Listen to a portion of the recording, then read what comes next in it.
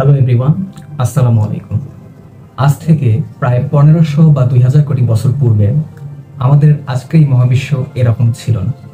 এটি ছিল অধিক ভর এবং ঘনত্বের বড়সড় আকৃতির একটি ডিমের মতো, এবং এই ডিমটির ভর ছিল 10⁻51 কেজি, অর্থাৎ একের পর যদি আমরা 50টি শূন্য যোগ করি, যে সংখ্যাটি দাঁড়াবে ঠিক তার সমান। এই ডিমের অভ্যন্তরে প্রচুর পরিমাণে তাপ এবং চাপের কারণে একসময় প্রকট শব্দে একটি মহাবিস্ফোরণ ঘটে, এবং এই মহাবিস্ফোরণকে বলা হয় বিগ ব্যাং। আজকের এই ভিডিওতে আমরা আলোচনা করব বিগ ব্যাং থিওরি, মহাবিশ্বের উৎপত্তি এবং মহাবিশ্বের পরিণতি সম্পর্কে।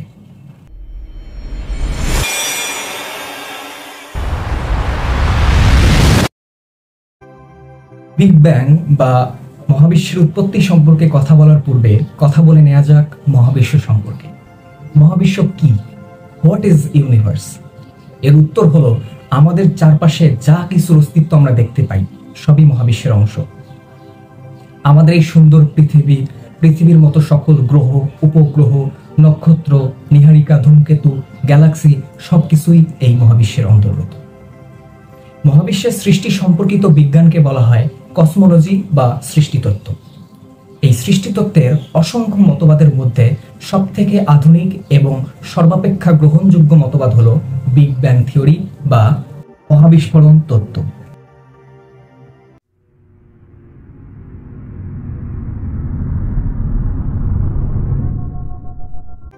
বিগ ব্যাং শব্দটির অর্থ হচ্ছে মহাবিস্ফোরণ।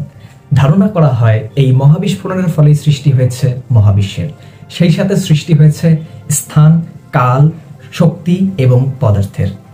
বিগ ব্যাং এর ফলে সৃষ্ট খণ্ডাংশ সমূহে সৃষ্টি হয়েছে গ্রহ, উপগ্রহ, নক্ষত্র, নীহারিকা, ধূমকেতু সহ সকল ইন্টারস্টেলার বস্তুসমূহ, এবং এ সকল ইন্টারস্টেলার বস্তুসমূহ ক্রমাগত একে অপরের থেকে দূরে সরে যাচ্ছে। এ থেকে সিদ্ধান্ত নেওয়া যায় যে মহাবিশ্ব ক্রমাগত সম্প্রসারিত হচ্ছে। মহাবিশ্ব এবং কসমোলজি নিয়ে কথাবার্তা বলতে গেলে যে তিনজন বিজ্ঞানীর নাম সর্বাগ্রে চলে আসে তারা হলেন বিজ্ঞানী আলবার্ট আইনস্টাইন, বিজ্ঞানী এডউইন হাবল এবং বিজ্ঞানী স্টিফেন হকিংস। 1916 সালে বিজ্ঞানী আইনস্টাইন তার বিখ্যাত the theory of general relativity বা সাধারণ আপেক্ষিকতা তত্ত্ব প্রণয়নের পর থেকেই কসমোলজি বা সৃষ্টিতত্ত্বের উপর গবেষণার ক্ষেত্রেও সম্প্রসারিত হয়। পরবর্তীতে 1929 সালে বিজ্ঞানী এডউইন হাবল তার সম্প্রসারণ তত্ত্ব প্রণয়ন করেন। এই সম্প্রসারণ তত্ত্ব মতে এই মহাবিশ্ব ক্রমাগত সম্প্রসারিত হচ্ছে। এরও পরে বিজ্ঞানী স্টিফেন হকিং তার বিখ্যাত গ্রন্থ a brief history of time গ্রন্থে তিনি বিগ ব্যাং থিওরির উপর ব্যাখ্যা এবং যুক্তি প্রদান করেন।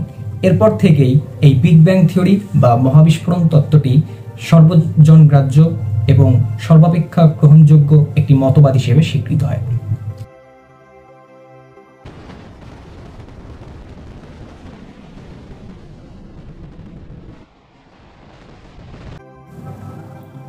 মহাবিস্ফোরণের পর মহাবিশ্বের তাপমাত্রা ছিল প্রায় 10⁻32 degree Celsius.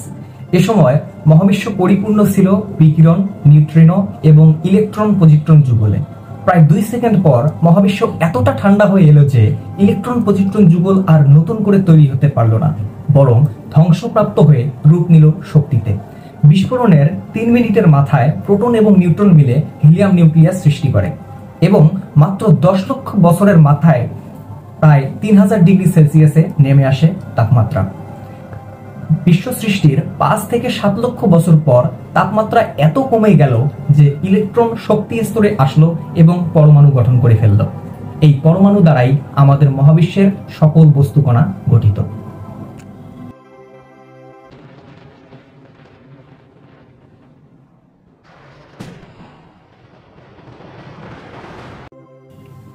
Big bang theory মতে মহাবিশ্ব ক্রমাগত সম্প্রসারিত হচ্ছে, এবং এই সম্প্রসারণের সূচনা হয় বিগ ক্রাঞ্চের সমাপ্তির পর।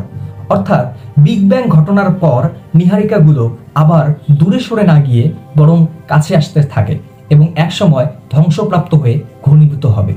এই বিগ ব্যাং এবং বিগ ক্রাঞ্চ পর্যায়ক্রমে সংঘটিত হতে থাকে। একে বলা হয় পালসার থিওরি। অর্থাৎ পালসার থিওরি বুঝতে পারলে আমরা মহাবিশ্বের পরিণতি সম্পর্কে বুঝতে পারবো। মহাবিশ্ব একদিকে যেমন সম্প্রসারিত হচ্ছে, অন্যদিকে তেমন সংকুচিত হচ্ছে, এবং এই সংকোচন এবং প্রসারণ ক্রমাগত ঘটতে থাকছে। অর্থাৎ মহাবিশ্ব একবার সৃষ্টি এবং একবার ধ্বংস হচ্ছে, এবং এটি ক্রমাগত চলতে থাকবে।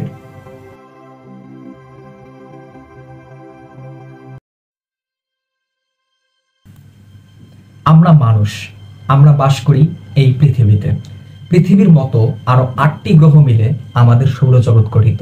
এই সৌরজগতের কেন্দ্রে রয়েছে সূর্য নামক নক্ষত্র।